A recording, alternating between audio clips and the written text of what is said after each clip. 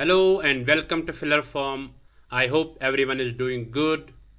So, my name is Mudassir Amin. I am presenting here MCQ series regarding UGC NET JRF Paper 1. Good afternoon everyone. तो हमारा target क्या है? Top 20 MCQs daily on paper 1 teaching and research aptitude 2 PM. हमारा mission जो है वो है UGC NET JRF. हाँ, गुड आफ्टरनून एवरीवन. तो जो नए हैं वो चैनल को सब्सक्राइब करो और अपने फ्रेंड्स के साथ ज़्यादा से ज़्यादा शेयर करो. ठीक है, जिन्होंने ऑलरेडी शेयर किया है थैंक यू. तो आपको क्या मिलता है फिलर फॉर्म से? आपको मिलता है व्हाट्सएप ग्रुप का एक्सेस मिलता है, जहाँ से आपको डेली अपडेट्स मिलता है. आपको गवर्नमेंट जॉब्स के रिलेटेड नोटिफिकेशन मिलती है, आपको PhD एडमिशन के रिलेटेड नोटिफिकेशन मिलती है, आपको बहुत सारे सब्जेक्ट्स के रिलेटेड ज्ञान मिलता है, फ्री ऑफ कॉस्ट मिलता है. ठीक है, फ्री क्लासेस मिलते हैं, फ्री नोट्स मिलते हैं, लाइव क्लासेस मिलते हैं, MCQs और PYQs मिलते हैं, फ्री बुक्स मिलते हैं. तो ये सारा आप डाउनलोड कर सकते हैं इस वेबसाइट से www.ugc-net.com. ठीक है.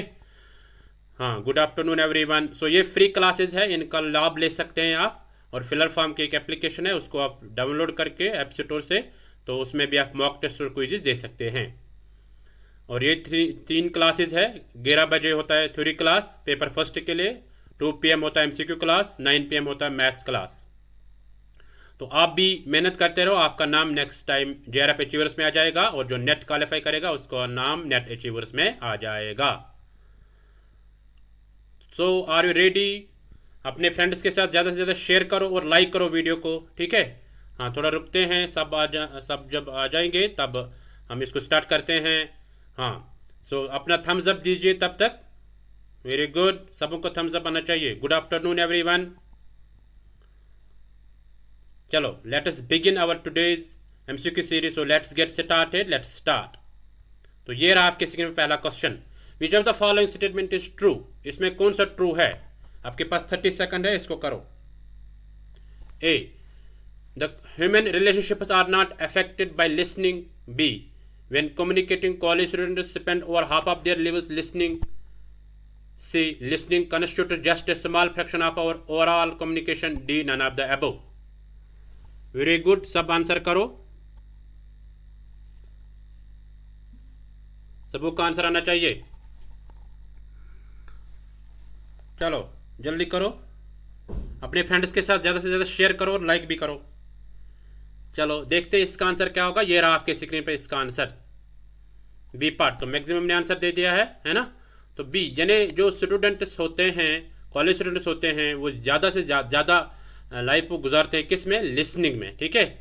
हाँ, तो कभी एक्टिव लिसनिंग होती है ना, कभी सिंपैथेटिक लिसनिंग होती है, कभी एम्पैथेटिक लिसनिंग होती है. हाँ, वेरी गुड. चलो नेक्स्ट क्वेश्चन ये रहा आपके स्क्रीन पर, इसका आंसर करो. क्वेश्चन नंबर 2, आपके पास 30 सेकंड है, इसका आंसर करो.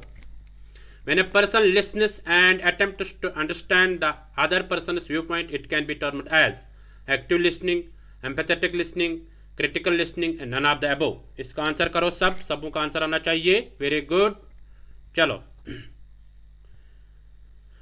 बहुत अच्छा. तो मैक्सिमम का आंसर आ गया है. देखते हैं इसका आंसर क्या होगा. ये रहा आपके स्क्रीन पर इसका आंसर. हाँ, बहुत अच्छा. इसका आंसर है बी पार्ट. ठीक है. तो देखते हैं ये क्या होता है. एम्पैथेटिक लिसनिंग, एक्टिव लिसनिंग, ये क्या होते हैं. ठीक है. देखो 7 टाइप्स ऑफ लिसनिंग स्किल्स होते हैं. पहला होता है इन्फॉर्मेशनल लिसनिंग. ठीक है. इन्फॉर्मेशनल लिसनिंग क्या होता है कि जब हमें फॉर एग्जांपल हम कोई लेक्चर सुनते हैं, लेक्चर सुनने के बाद हम क्या करते हैं, हम वहाँ से इन्फॉर्मेशन हासिल करते हैं. ठीक है. हाँ, वेरी गुड. इसी तरह दूसरा जो है सिंपैथेटिक लिसनिंग. तो हम इसमें सिंपैथेटिक लिसनिंग में क्या करते हैं, इसमें हम ज़्यादा फोकस करते हैं इमोशंस पे. ठीक है, फीलिंग्स पे, देन वर्ड्स. यानी जो वर्ड्स होते हैं, वर्ड्स से मतलब वही focus on more the emotions of the speaker and the feelings of the speaker. ठीक है. हाँ, तो इसी तरह नेक्स्ट है एम्पैथेटिक और थेरेपेटिक लिसनिंग. तो एम्पैथेटिक और थेरेपेटिक लिसनिंग क्या होती है, यानी जो सिंपैथेटिक लिसनिंग है इससे डिफरेंट है ये. ठीक है. तो ये हमें मदद करता है कि हम अंडरस्टैंड करते हैं दूसरे लोगों के मतलब उनके व्यू पॉइंट्स को हम अंडरस्टैंड करते हैं, ठीक है।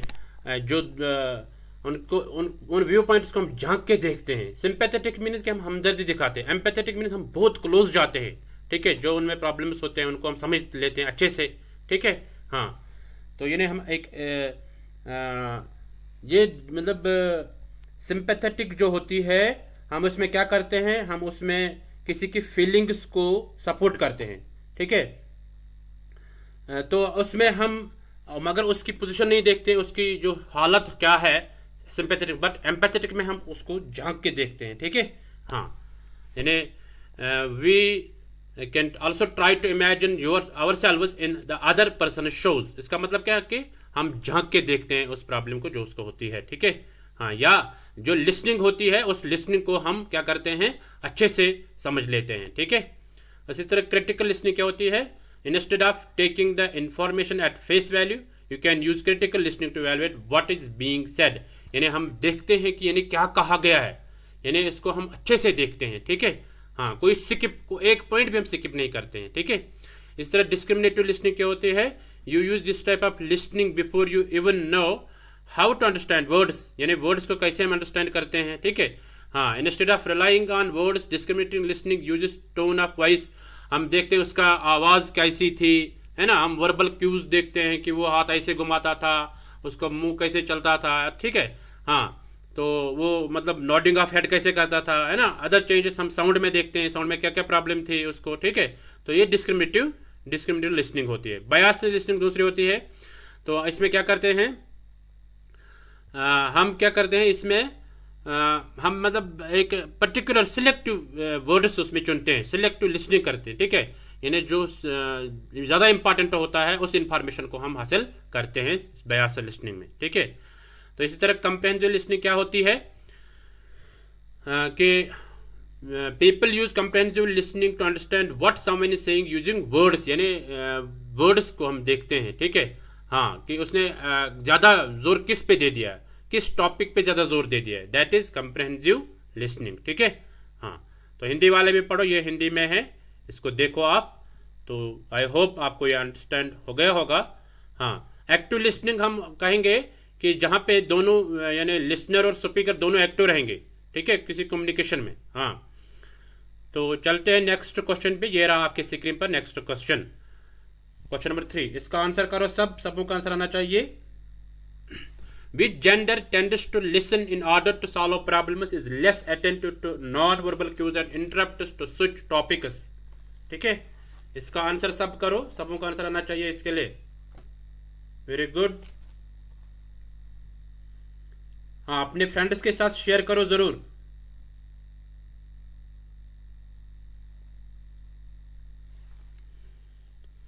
हाँ, सबों का आंसर आ गया है, तो देखते हैं इसका आंसर क्या होगा।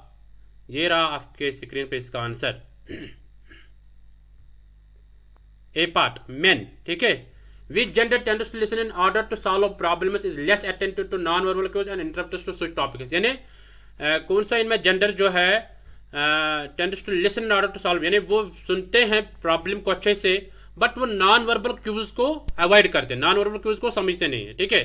तो डायरेक्ट वो उसी प्रॉब्लम पे आते हैं, उसी टॉपिक पे आते हैं, ठीक है। तो वो कौन है, वो है मैन, ठीक है, यानी मेल मेंबर्स हैं। इसको आप अच्छे से पढ़ो, ठीक है। हाँ, तो चलते हैं नेक्स्ट क्वेश्चन पे। ये रहा आपके स्क्रीन पर question number 4। Critical thinking. Critical thinking क्या होती है, ए focus solely on the details instead of main point, ignores the context in which communication is occurring, is important when making judgments about the message being presented, is only associated with listening, ठीक है। इसको 30 second में answer करो सब।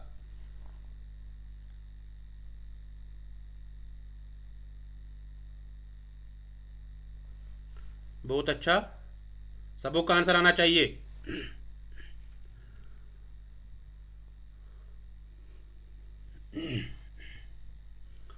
चलो देखते हैं इसका आंसर क्या आ रहा, ठीक है। ये किसका करेक्ट है, किसका रॉन्ग है, ठीक है।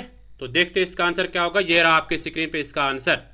सी part is important when making judgments about the message being presented, यानी क्रिटिकल थिंकिंग कब होती है, ये मतलब इसमें क्या करते हैं, when making judgment about the message भी प्रेजेंट, यानी हम जब डिसाइड करते हैं कुछ, ठीक है, जब कोई फैसला हम लेते हैं, ठीक है। तो देखते हैं क्रिटिकल थिंकिंग क्या होती है। Critical thinking is clear, reasonable, reflective thinking focused on deciding what to believe और डू, यानी किस पे हम यकीन करें और क्या करें हम, यानी उस पे यकीन करें फिर वो करें या ना करें, ठीक है, वो काम हम करेंगे या नहीं करेंगे। It means asking problems questions like how do we know, इसमें क्या आते हैं कि इन्हें हम कैसे जानते हैं, हाउ डू वी नो, और is this true in every case और जस्ट इन दिस इंस्टेंस, क्या ये इस केस में सच है या कि हम इसको एग्जाम्पल लेके मान के चलते हैं, ठीक है। It involves being skeptical and challenging assumptions rather than simply memorizing facts or blindly accepting what you hear or read, कि आपने क्या सुना और आपने क्या पढ़ा, आप ब्लाइंडली इसको देखोगे, ठीक है, ऐसा होता है। फॉर एग्जाम्पल हम कहेंगे यहाँ पे that you are reading a history text, आप पढ़ते हो क्या history text book, you wonder who wrote it, आप ये दिमाग में ख्याल रखते करते हो कि इन्हें किसने लिखी है ये हिस्ट्री की बुक, एंड वाई, क्यों लिखी, ठीक है, because you detect certain bias in the writing, आप उस बुक में कुछ बायसेस देखते हो, ठीक है, यानी कुछ फेवरेटिज्म आप उसमें देखते हो। You find that the author has a limited scope of research focus only on a particular group with in A population, तो आप उसमें देखते हो कि यानी उसमें लिमिटेड स्कोप था, यानी एक पर्टिकुलर ग्रुप को मान के चला था वो, तब उसने वो बुक लिखी है। In this case your critical thinking reveals that there are other sides to the story, तो आप उसको देख के चलते हो कि नहीं इसमें कुछ और होगा, ठीक है, तो यानी आप उसको क्रिटिसाइज करते हो, ठीक है, हाँ, क्रिटिसाइज आप उसको करते हो, हाँ, तो ये आप मान के चलते हो, ठीक है, हाँ। I hope you understood. चलते हैं नेक्स्ट क्वेश्चन पे, ये रहा आपके स्क्रीन पे क्वेश्चन नंबर 5, जल्दी करो आंसर सब 30 सेकंड में, हाँ, मैं भी पढ़ता हूँ, हिंदी वाले भी पढ़ो और आंसर करो।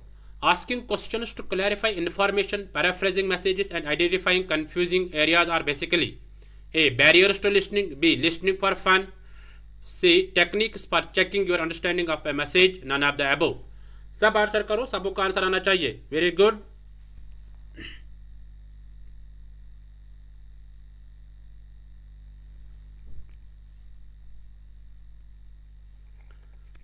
हाँ, सबों का आंसर आना चाहिए, आंसर करो सब। चलो देखते हैं इसका आंसर क्या आ रहा, ठीक है, क्या होगा इसका आंसर। तो ये रहा आपके स्क्रीन पे इसका आंसर, मैक्सिमम का आंसर आ गया है, तो सी पार्ट इसका आंसर आएगा। Techniques for checking your understanding of A message, तो जब हम मतलब हम इंफॉर्मेशन को क्लैरिफाई करने के लिए क्वेश्चन पूछते हैं, हम पैराफ्रेज कर, यानी हम अंडरलाइन करते हैं मैसेज को या हम उसको नोट डाउन करते हैं उस मैसेज को, हम आइडेंटिफाई करते हैं कंफ्यूजन एरियाज, यानी हम में कंफ्यूजन कहाँ रहा, ठीक है, तो ये क्या है, ये सारे टेक्निक्स पर checking your understanding of message, ये सारे टेक्निक्स है, हाँ, कि हमें मैसेज कितनी मैंने अंडरस्टैंड हुई है, यानी कि जो हमारी लेवल तक कितनी है ये, ठीक है, हाँ, यानी समझ कितना आ गया है, हाँ, तो ये कुछ टेक्निक्स होते हैं, ठीक है, हाँ। चलते हैं नेक्स्ट क्वेश्चन पे, ये रहा आपके स्क्रीन पर question number 6। Suggestions for lecture listening include, आपके पास 30 सेकंड है, आंसर करो। ए part focusing on the delivery part and avoiding summarizing and reviewing the information, B poor attention in order to think creatively, listening for details and ignoring lecture cues, C not to make notes so as to focus better on lecture and message delivery, D finding areas of interest to you, avoiding distractions and listening for main ideas, ठीक है, हाँ, सब इसको पढ़ो अच्छे से और answer करो।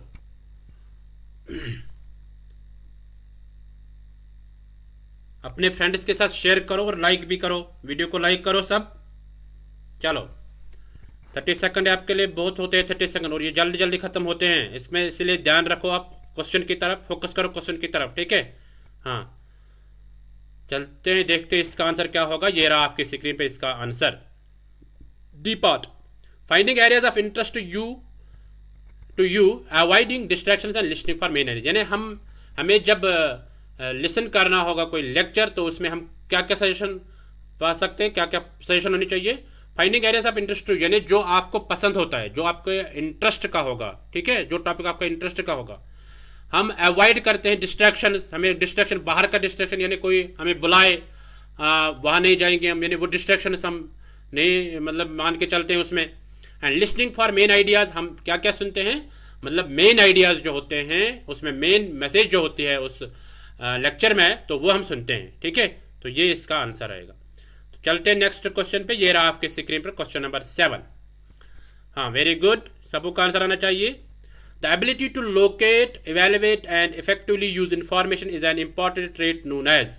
ठीक है, critical thinking, information literacy, C hearing, D selective attention.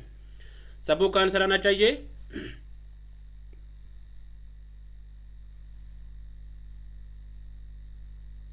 Hindi वाले भी पढ़ो और आंसर करो। हाँ, सबको आंसर आना चाहिए। बहुत अच्छा, चलो देखते हैं इसका आंसर क्या होगा। ये रहा आपके स्क्रीन पर इसका answer, D part, selective attention. देखो क्या होता है, जब हम the ability to locate, evaluate, effectively use information, यानी कि जो हम इंफॉर्मेशन सुनते हैं उसमें हम क्या करते हैं, उसको हम मतलब लोकेट देखते हैं किस जगह है ये, है ना, किस जगह हो रहा है ये।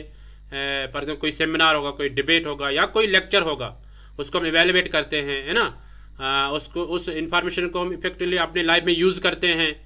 तो ये ट्रेट्स होते हैं किस में, ये सब ट्रेट्स होते हैं एक सिलेक्टिव अटेंशन में। यानी जब हम कोई लेक्चर सुनते हैं उसको हम अच्छे ध्यान से तवज्जो देके सुनते हैं, क्योंकि वो हमारे इंटरेस्ट का होता है। ठीक है, हाँ। तो चलते नेक्स्ट क्वेश्चन पे। ये रहा आपके स्क्रीन पर क्वेश्चन नंबर, पहले सिलेक्टिव अटेंशन देखते। सिलेक्टिव अटेंशन क्या होता है? Selective attention is concern mainly with the selection of a limited number of stimuli और objectives from a large number of stimuli. यानी बहुत सारा ज्ञान दिया जाता है, बट हम उस पे मेन पे फोकस करते हैं। ठीक है, हम सारा कुछ हासिल नहीं करते हैं, सारे स्टिमुलाई हम नहीं लेते। ठीक है, हम सिलेक्टिव लेते हैं। Selective attention, ability to focus on one message and ignore all others. हम क्या करते हैं, हम एक मैसेज पे फोकस करते हैं, बाकी पे नहीं। ठीक है, हाँ, मतलब ज्यादा उस पे फोकस करते जो हमारे को जरूरत होता है, that we need. We do not attend a large fraction of the information in the environment, filtering out some information, promoting other information for further processing. ठीक है, हम उसे फिल्टरिंग करते हैं इंफॉर्मेशन को, यानी जो जिसपे हमें ज्यादा फोकस करना है, जो हमें जरूरत होता है वही लेते हैं, और जो नहीं होता उसको दूसरे कान से छोड़ देते हैं। यानी हम न्यूमरस सेंसरी इनपुट्स लेते हैं, बट उसमें अटेंड इंफॉर्मेशन करते हैं वही जो हमारे लिए जरूरत होती है। ठीक है, उसी को सिलेक्टिव अटेंशन कहते हैं। ठीक है, चलते हैं नेक्स्ट क्वेश्चन पे। ये रहा आपके स्क्रीन पर question number 8। At primary level it is better to teach in mother tongue because, ठीक है, it develops self confidence in children, B it makes learning easy, C it is helpful in intellectual development, D it helps children to learn in natural atmosphere. सबों का answer आना चाहिए। Very good, 30 second आपके लिए, इसका answer करो।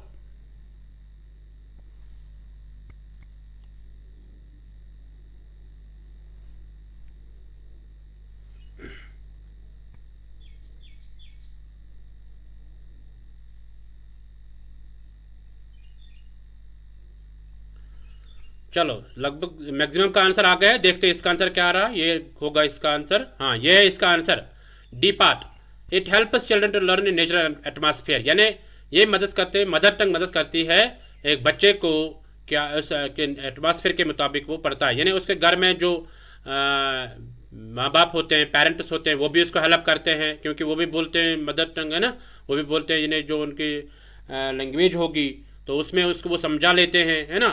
मतलब उसको डिफरेंट एंगल से फायदा मिलता है मदर टंग से। ठीक है, यानी मदर टंग को कौन कौन सपोर्ट करता है, कौन कौन कमीशन इसमें करता है? कोठारी कमीशन करता है। ठीक है, 1964-66 में जो दिया गया है कोठारी कमीशन। इसी तरह नेशनल पॉलिसी ऑन एजुकेशन 1968, तो यानी ये जो कोठारी कमीशन वो 3 लैंग्वेज फार्मूला को डेवलप करती है। ठीक है, ज़्यादा फोकस उसी पे करती है। नेशनल पॉलिसी ऑन एजुकेशन वो भी करते हैं उसी पे, 3 लैंग्वेज फार्मूला पे। इसी तरह नया जो हमारा आ गया है NEP 2020 नेशनल एजुकेशन पॉलिसी, वो भी फोकस करते हैं कि जो यानी प्राइमरी वाले बच्चे हैं उनको पढ़ाओ किस में, मदर टंग में। ठीक है, तो 3 लैंग्वेज फार्मूला में फर्स्ट लैंग्वेज माना जाता है मदर टंग को ही। ठीक है, सेकंड लैंग्वेज माना जाता है जो हिंदी स्पीकिंग पीपल होते हैं, जो हिंदी स्पीकिंग स्टेट्स होते हैं, उसमें यूज करते हैं हम MIL मॉडर्न इंडियन लैंग्वेजेस। ठीक है, हाँ, तो हिंदी भी उसमें आती है या इंग्लिश भी उसमें यूज कर सकते हैं। ठीक है, थर्ड लैंग्वेज आता है जो नॉन हिंदी स्पीकिंग पीपल होते हैं वो यूज करते हैं इंग्लिश। ठीक है, हाँ, तो थर्ड लैंग्वेज इंग्लिश आता है। ठीक है, तो ये 3 लैंग्वेज फार्मूला है। तो आई होप आपको समझ में आ गया होगा। तो चलते हैं नेक्स्ट क्वेश्चन पे। ये रहा आपके स्क्रीन पर क्वेश्चन नंबर 9। इसका आंसर करो सब। The best approach to motivate students is by A. Giving them suitable prizes. B. Providing them proper guidance. C. Giving examples all the time. D. Delivering speech in class. जल्दी करो, इसका answer करो सब। सबको answer आना चाहिए। Very good.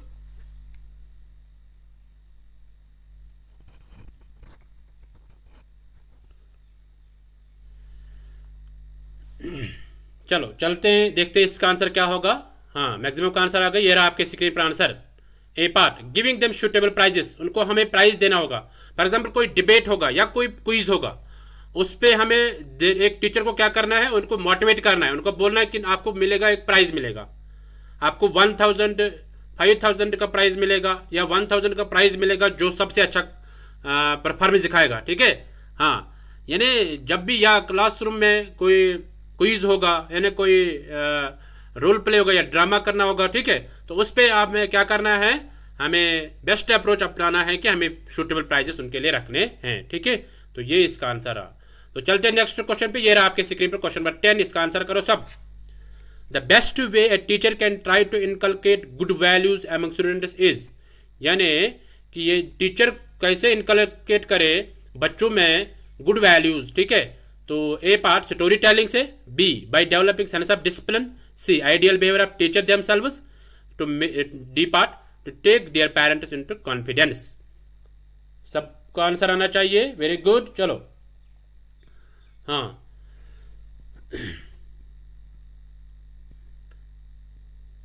Hindi वाले भी पढ़ो, कोई दिक्कत नहीं, कोई परेशानी नहीं है। तो देखते हैं इसका आंसर क्या होगा। ये रहा आपके स्क्रीन पर इसका आंसर, सी पार्ट। ठीक है, ideal behaviour of teacher themselves, यानी जो टीचर है, टीचर को खुद अपनाने होंगे वो वैल्यूज। ठीक है, तब स्टूडेंट भी बोलेंगे नहीं, टीचर हमारा रोल मॉडल है, हम भी ये करेंगे। देखते हैं थोड़ा सा इसके बारे में।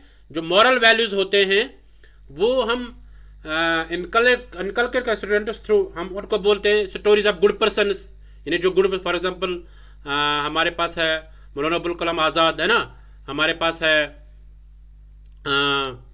एपीजे अब्दुल कलाम है ना।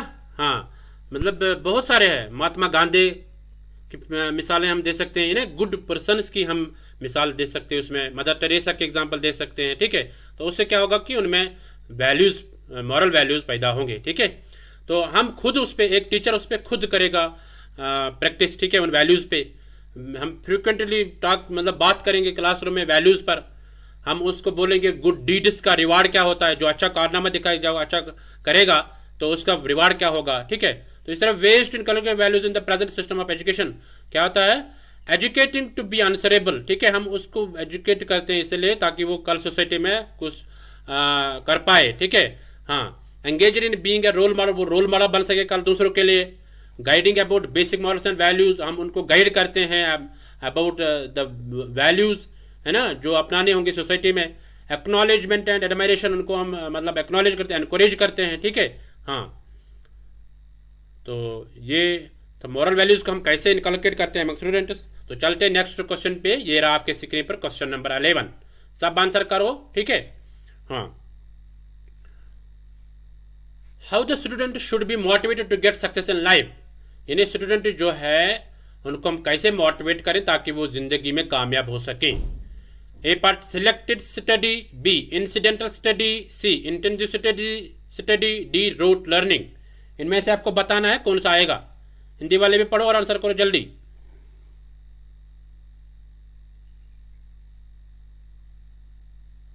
चलो, मैक्सिमम का आंसर आ गया है, देखते हैं इसका आंसर क्या होगा।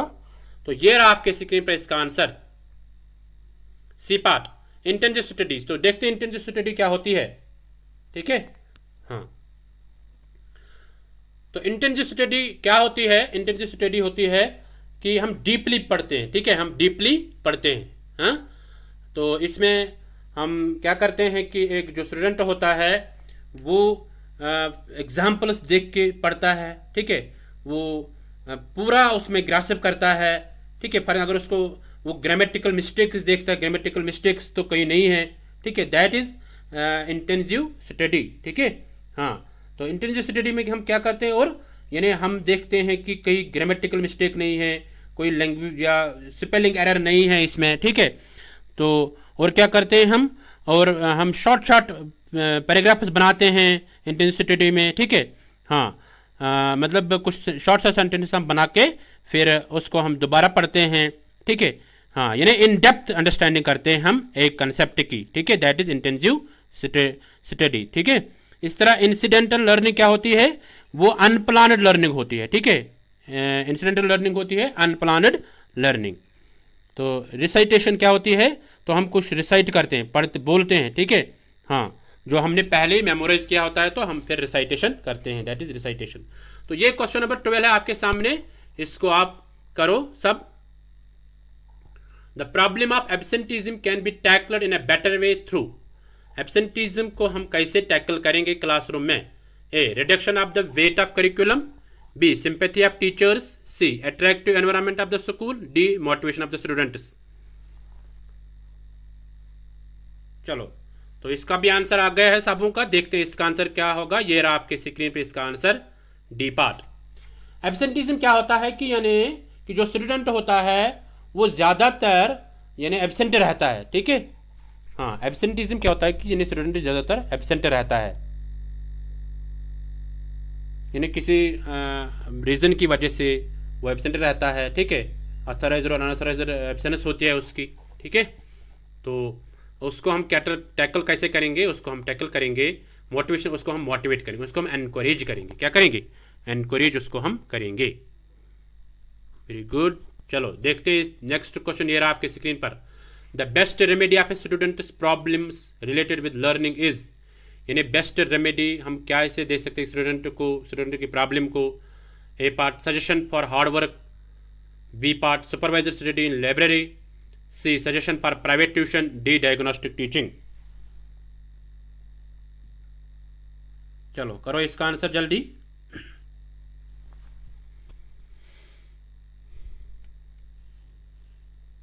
हिंदी वाले भी पढ़ो, आंसर करो।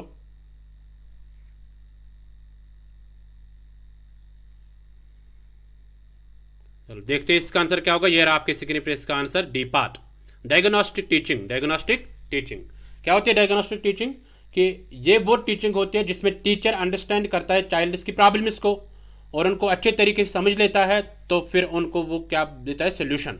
बच्चे की प्रॉब्लम्स को वो सोल्यूशन देता है फिर, ठीक है। उसको बोलता है कि आप ऐसे ऐसे इसको करो, ठीक है। हाँ, तो इससे क्या होता है कि डायग्नोस्टिक टीचिंग से कि बच्चे कंफर्टेबल फील करते हैं, ठीक है।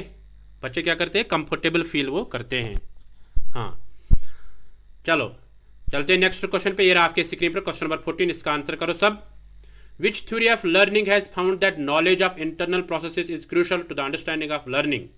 ए, cognitive theory, B, stimulus response theory, C, operant conditioning theory, D, classical conditioning theory. सबको का आंसर आना चाहिए। चलो 30 सेकंड है आपके लिए, इसका आंसर करो।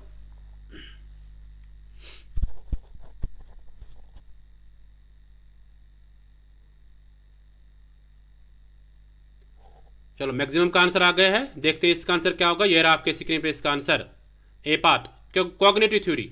यानी which theory of learning has found the knowledge of internal process is crucial to the understanding of learning.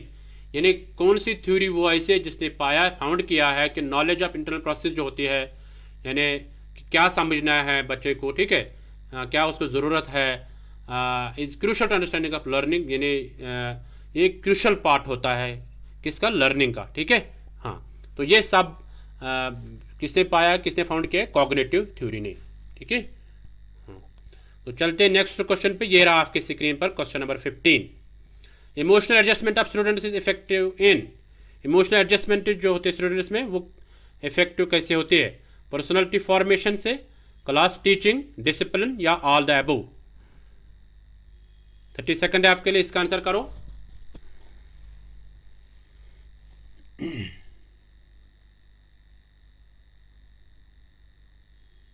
हाँ, मैक्सिमम का आंसर आ गया है, देखते हैं इसका आंसर क्या होगा। ये रहा आपके स्क्रीन पे इसका आंसर। हाँ, आंसर करो सब। चलो देखते हैं इसका आंसर क्या होगा। ये रहा आपके स्क्रीन पे इसका answer, D part, all the above. यानी इमोशनल एडजस्टमेंट जो स्टूडेंट होती है क्लासरूम में, तो उसको इफेक्टिव कैसे बना लेंगे हम? उसमें पर्सनैलिटी फॉर्मेशन होती है ना, पर्सनैलिटी देखते हैं, क्लास टीचिंग देख के, क्लास में एनवायरनमेंट जो फ्रेंडली होना चाहिए, ठीक है, डिसिप्लिन कैसा होगा, है ना, ये सारे फैक्टर अफेक्ट करते हैं इमोशनल एडजस्टमेंट को, ठीक है। हाँ, तो चलते हैं नेक्स्ट क्वेश्चन पे। ये रहा आपकी स्क्रीन पर क्वेश्चन नंबर 16, इसको करो और आंसर करो।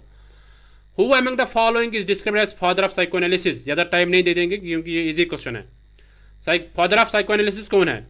एरिक एच एरिक्सन, जीन पियाजे, Jerome S Bruner, Sigmund Freud. बहुत इजी क्वेश्चन है, अक्सर पूछा जाता है ये एग्जाम्स में।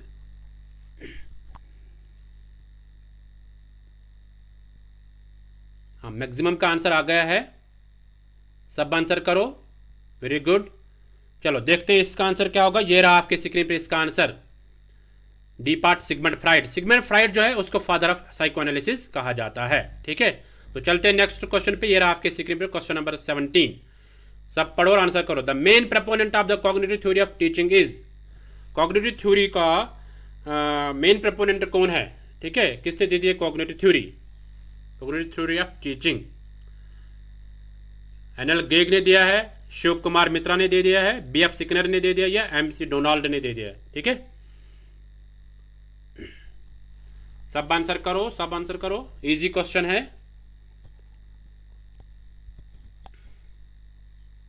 तो मैक्सिमम का आंसर आ गया है, देखते हैं इसका आंसर क्या होगा, इजी क्वेश्चन है ना। तो ये रहा आपके स्क्रीन पे इसका आंसर, ए पार्ट।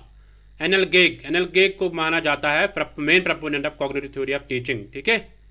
हाँ, चलते हैं नेक्स्ट क्वेश्चन पे। ये रहा आपके स्क्रीन पर क्वेश्चन नंबर 18, जल्दी जल्दी करो।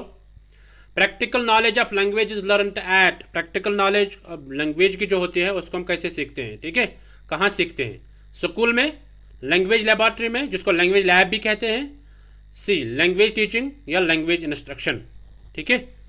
हाँ, जल्दी करो सब इसका आंसर। हिंदी वाले भी पढ़ो और इसका आंसर करो।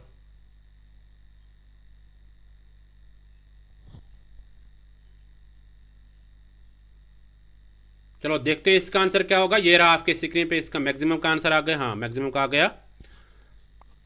तो ये रहा आपके स्क्रीन पे इसका answer, B part language laboratory, यानी जिसको लैंग्वेज लैब कहते हैं। लैंग्वेज लैब होती है हर एक यूनिवर्सिटी में, तो वहां पे हम लैंग्वेज को सीखते अच्छे से, ठीक है, यानी टोन, पिच, ठीक है, ये सारे हम सीखते हैं कहाँ? लैंग्वेज लैब में, कि वर्ड को कैसे निकाला जाएगा या साउंड को कैसे निकाला जाए। जैसे फॉर एग्जांपल इंग्लिश में जो साउंड्स होते हैं, जैसे वॉवेल साउंड्स होते हैं, है ना, हाँ, कॉन्सोनेंट साउंड्स होते हैं। कॉन्सोनेंट साउंड्स है 24 और वॉवेल साउंड्स है 20।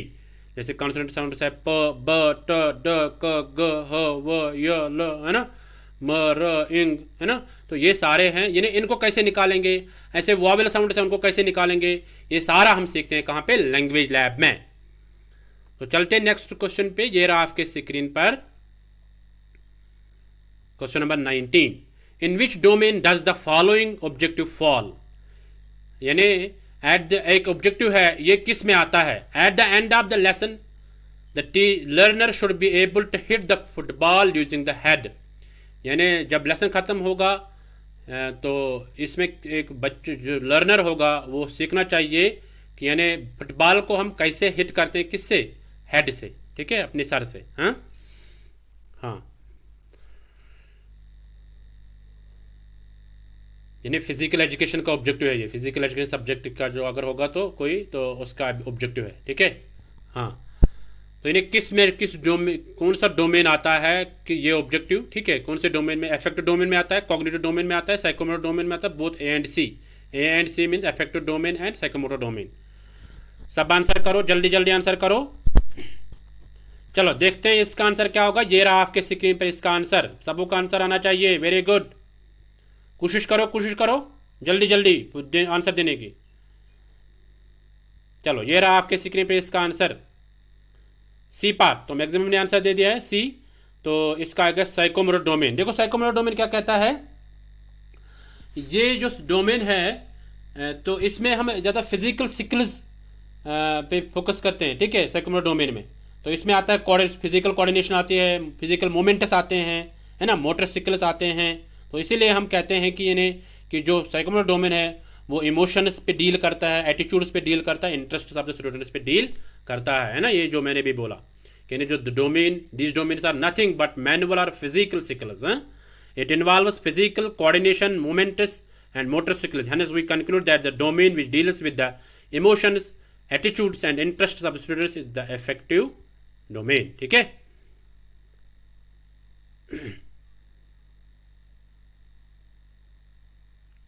तो चलते नेक्स्ट क्वेश्चन पे। ये रहा आपके स्क्रीन पर question number 20। Planning or arranging the student's environment in order to predict the consequences of a student's behavior is referred to as।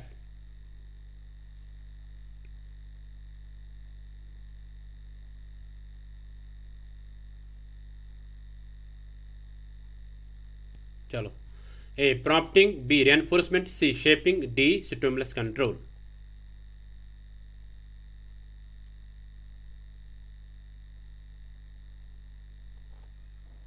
सबको का आंसर आना चाहिए। प्लानिंग और arranging the students environment in order to predict the consequences of a students behaviour is referred to as. Very good.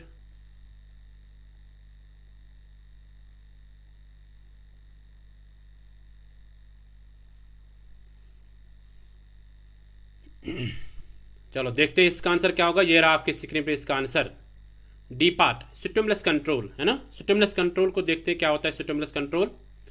तो stimulus control जो होता है ये साइकोलॉजी का टर्म है, किस में आता है, ऑपरेंट कंडीशनिंग में। ठीक है, ऑपरेंट कंडीशनिंग थ्योरी किसने दी है, बीएफ स्किनर ने। ठीक है, इसको कहा जाता है कंटिजेंसी मैनेजमेंट भी, यानी मैनेजमेंट जो एचआरएम डिपार्टमेंट होता है, ह्यूमन रिसोर्स मैनेजमेंट, उसमें भी साइकोलॉजी का एक सब्जेक्ट होता है, तो उसमें इसको कहा जाता है कंटिजेंसी मैनेजमेंट।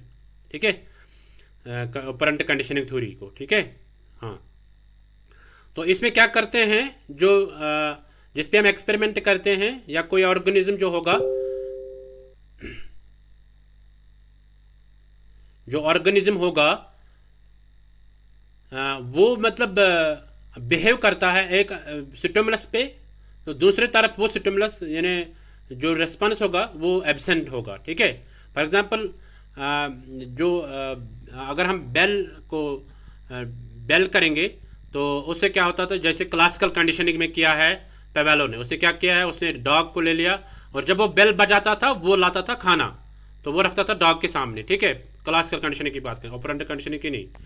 तो उसमें क्या करता था, क्लासिकल कंडीशनिंग में उसमें क्या करता था, वो जब बेल बजाता था तो उस वक्त उसमें क्या होता था कि वो फूड लाता था डॉग के सामने। तब भी फिर वो ये रिपीट यही एक्टिविटी करता था। उसके बाद एक दिन उसने क्या किया, उसने खाना नहीं लाया बट बेल बजा। जब बेल बजती थी तो डॉग के मुंह से सलाइवा निकलता था। दैट मीन्स कि इन्हें एक तरफ से बिहेव करता है, एक स्टिमुलस पे बिहेव करता है एक ऑर्गेनिज्म, तो दूसरे पे नहीं। ठीक है, दूसरा एब्सेंट होता है, मतलब वो बेल बजाता था, उसके मुंह से सलाइवा आता था मगर फूड प्रेजेंट नहीं होता था। ठीक है, हाँ, that means this presence of A given stimulus and another way in its absence. ठीक है, हाँ। तो आई होप आपको समझ में आ गया होगा। तो ये जो ऑपरेंट कंडीशनिंग थ्योरी है ये बीएफ स्किनर ने किया है, उसने पिजन पे किया है। ठीक है, रैट पे किया है। हाँ, तो थैंक यू। ये था आज का MCQ series, top 20 MCQ series. तो आप कैसे डाउनलोड करोगे नोटिस को, आप इस वेबसाइट पे जाके नोटिस डाउनलोड कर सकते हैं। आप अपना फीडबैक दीजिए, फीडबैक आपका इंपॉर्टेंट है। ठीक है, हाँ, ये फ्री क्लासेस है, इनका आप लाभ ले सकते हैं। आपका फिलर फॉर्म एप्लीकेशन जो है उसको आप डाउनलोड कर सकते हैं और वहां से भी आप मॉक टेस्ट क्विजेस दे सकते हैं। ठीक है, तो ये 3 क्लासेस को आप मिस नहीं करना, तो इससे आपका स्कोर बढ़ जाएगा। फिर जब आपका एग्जाम होगा पेपर 1 में सबसे ज़्यादा स्कोर होगा। ठीक है, उसमें ज़्यादा स्कोर होना चाहिए, मतलब कम से कम आपको 30+ जाना है, 31, 32, 33, 35, 36। अगर आपको मतलब पेपर 1 में स्कोर करना है तो 30+ आपको स्कोर करना होगा। ठीक है, हाँ। तो आप भी मेहनत करते रहो, नेक्स्ट टाइम आपका नाम जेआरएफ अचीवर्स में आ जाएगा, है ना। और जो नेट क्वालिफाई करेंगे वो नेट अचीवर्स में आ जाएंगे। तो आपका कोई क्वेश्चन होगा, कोई क्वेरी होगा, आप कमेंट में लिखो। हाँ, थैंक यू एवरीवन। तो थैंक यू, टेक केयर। तो मिलते हैं नेक्स्ट एमसीक्यू सीरीज में, तब तक के लिए बाय बाय।